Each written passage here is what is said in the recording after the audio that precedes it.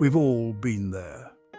That sinking feeling in the pit of your stomach when you're sitting in a meeting, a classroom, or even just having a casual conversation, and a question pops into your head. It seems like such a basic question, so obvious that everyone else must already know the answer. You hesitate, afraid to look foolish, afraid to interrupt the flow, afraid to admit that you don't know something. I've been there countless times, and I can tell you from experience that holding back those stupid questions is almost always a mistake. I would sit through discussions, nodding along, pretending to understand, when in reality, I was completely lost. It wasn't until I was working on a particularly complex project that I realized the error of my ways. I had spent days poring over information, but I was still missing a key piece of the puzzle. Finally, I broke down and asked a colleague a question that I'd been too embarrassed to ask before. Their answer, delivered with a chuckle and a reassuring pat on the shoulder, was so simple, so obvious, that I wanted to crawl under my desk. The fear of asking stupid questions is particularly acute in fields like engineering, where precision and expertise are highly valued. Junior engineers, fresh out of university, are often hesitant to question their more experienced colleagues, fearing that they will appear incompetent or slow. This reluctance to speak up can have significant consequences, leading to misunderstandings, mistakes, and even project failures. Senior engineers, on the other hand, often forget what it was like to be a novice. They may assume that their junior colleagues have a level of understanding that they simply don't possess.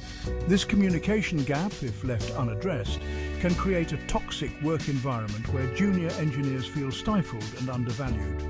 Effective communication in engineering requires a conscious effort from both junior and senior team members. Junior engineers need to feel empowered to ask questions, no matter how basic they may seem. They need to understand that asking questions is not a sign of weakness, but rather a sign of intelligence and a commitment to learning.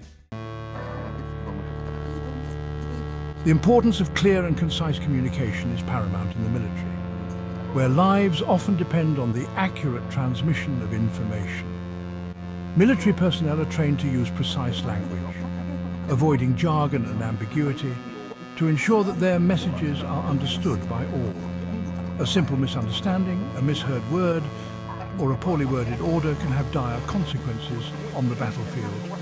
One of the most well-known examples of the importance of clear communication in the military is the phonetic alphabet, used by soldiers, sailors, and airmen around the world. By assigning a unique word to each letter of the alphabet, the phonetic alphabet helps to prevent misunderstandings that can occur when letters sound similar, especially over noisy radio channels or in stressful situations. Imagine a scenario where a soldier needs to relay coordinates for an airstrike.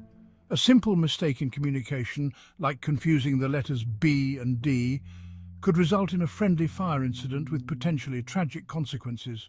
The use of the phonetic alphabet, while seemingly simple, is a critical tool that helps to ensure the clarity and accuracy of military communication. Similar to the military, the field of engineering also relies heavily on clear and unambiguous communication. Engineers use a specialized language, often technical and devoid of emotion, to convey complex information with precision.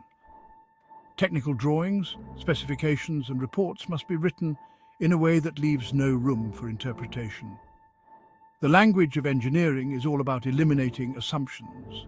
Every detail, every measurement, every tolerance must be explicitly stated. This meticulous attention to detail helps to prevent errors and ensures that everyone involved in a project is working from the same understanding. A misplaced decimal point in a structural engineer's calculations could have catastrophic consequences, just as a miscommunication about material specifications could lead to costly delays and rework. The goal of engineering communication is not to be poetic or evocative.